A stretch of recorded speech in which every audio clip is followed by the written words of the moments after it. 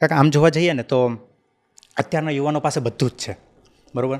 Mobile છે, smartphone છે, internet છે, બધું જ છે કે આમ જે ફેસિલિટી આજથી 30-40 વર્ષ પહેલાં નહોતી ને એ બધી જ ફેસિલિટી છે. તો બી બધાને આમ એક પ્રશ્ન થાય છે કે શું કરવું ને એ ખબર નથી પડતી, બરાબર. કે ક્યાં જવું, આમ એકદમ માઇન્ડ બ્લાઇન્ડ થઈ જાય છે કે શું કરવું. પણ આજથી 30-40 વર્ષ પહેલાં જોઈએ તો ન તો પૈસા હતા, ન તો સગવડ હતી, શું કરવું એ ત્યારે તમને એ નાની ઉંમરે ક્લેરિટી નહોતી, બરાબર. તો તેમ છતાં તમારી જે પ્રોગ્રેસ છે એ બધાએ જોઈશે શૂન્યથી શિખર સુધીની. તો આવા જે યુવાનો છે કે જેને આવો પ્રશ્ન છે એને આપ શું માર્ગદર્શન આપશો? મને હસવાનું ચાલુ થયું, તમે સવાલ ચાલુ કર્યો ત્યારથી, એટલે મારા મગજમાં જવાબ તો તરત જ ચાલુ થઈ ગયો હતો. કે પૂરેપૂરો વાત સાંભળી લઉં પછી કરું. બધું જ છે ને એ મોટામાં મોટો પ્રોબ્લેમ છે. અચ્છા. આ કંઈ નહીં હતું, કંઈ નહીં હોતે ને તો જ વિકાસ થશે. આ લોકોને બધું જોઈએ છે અને મહેનત નથી કરવી, પોસિબલ જ નથી. થોડું કડવું છે, થોડું અઘરું છે, બધું જ છે અને કંઈ જ ઘટે છે તો મહેનત ઘટે છે. અપેક્ષા વધી ગઈ છે, હેસિયત કરતાં અપેક્ષા વધી ગઈ છે, મહેનત કરતાં આશા વધી ગઈ છે, મોટું દેખાવા મળ્યું છે. પણ મહેનત વગર મોટું દેખાય તો એ કાંઈ કામનું નથી. આજે તો મોટા એને તમે જુદી એંગલે વિચારો, બધું જ છે તો તમારી પાસે મોટામાં મોટી તક છે. હલો, સીધું રેડીમેડ નહીં મળે, રેડીમેડની આશા પણ નહીં રાખો. સારું છે કે બધું છે એટલે મોટું, હું તો એમ માનું કે બધું છે તો મોટામાં મોટી તક છે.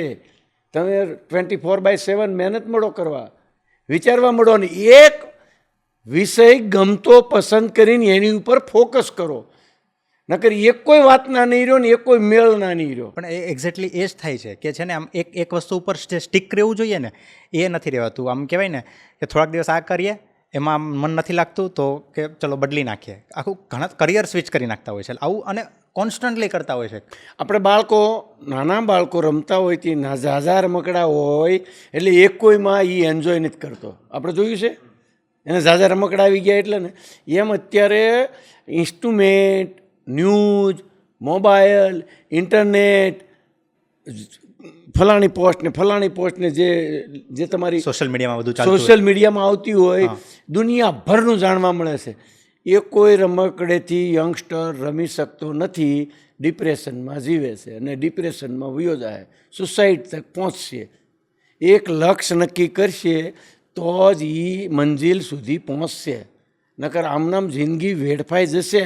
આટલી સરસ ટેકનોલોજી, આટલો સરસ એન્વાયરમેન્ટ, આટલી સરસ તક, આટલું જાણવા છતાં, ભણેલ હોવા છતાં ડિપ્રેશનમાં કેમ, સક્સેસ કેમ નથી? પણ એક જ જગ્યાએ ફોકસ નથી. એટલે મેઇન ખામી છે ફોકસની. જે ગમતો વિષય છે, મને હમણાં એક વાતમાંથી સારા માણસે સવાલ કરેલો, યંગસ્ટરને કામ લાગે, તમને પણ કામ લાગે. સવાલ કરેલો કે હું એમ કહું કે ભગવાને, હું ઘણી વાર ભગવાને મને આના માટે જ કદાચ ઘડ્યો હશે, મને આ કામ માટે જ. ધંધો કરતો તો પૈસા કમાતા હતા, પૈસા કમાવા એ મારી જરૂરિયાત હતી, મારો શોખ નહોતો. એ મારું બાનું સપનું હતું, મારો શોખ નહોતો, જરૂરિયાત હતી માના સપનાને સાકાર કરવાનું. એટલે હું તો સોશિયલનો માણસ ને એમાં મને મજા આવે. તો કે મને અમારે નક્કી કેમ કરવું કે અમારા માટે ભગવાને અમને શું માટે મોકલ્યા છે, નિમિત્ત કયું નિમિત્તે? મેં કીધું તમને અંદરથી જે વસ્તુમાં આનંદ આવે ને એના માટે તમને ભગવાને મોકલ્યા છે, દુઃખી થવા માટે નથી મોકલ્યા. જે કામમાં હાવ હલકું કામ છે દુનિયાની દ્રષ્ટિએ, તમને આનંદ આવે છે, મળો કરવા. એ તમારા માટે છે, તમારા માટે એ કામ છે.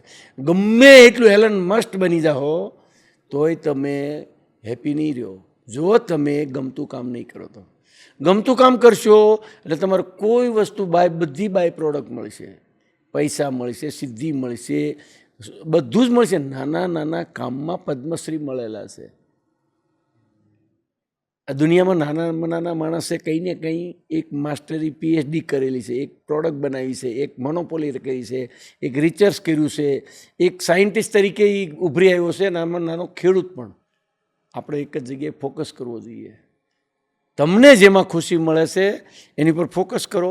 101 ભગવાન બેઠા છે, 101 ભગવાનની સાક્ષીએ તમે સફળતા હો, પણ તમે ઠેકડા નહીં માર્યા કરો, ગોલ બદલ્યા નહીં કરો, વિચારો બદલ્યા નહીં કરો, દુનિયાને જોયા નહીં કરો. તમારે જે કરવું છે એક જ જગ્યાએ લક્ષ કરીને એક જગ્યાએ લાગી જાઓ, 100% સક્સેસ જાઓ. બરાબર છે.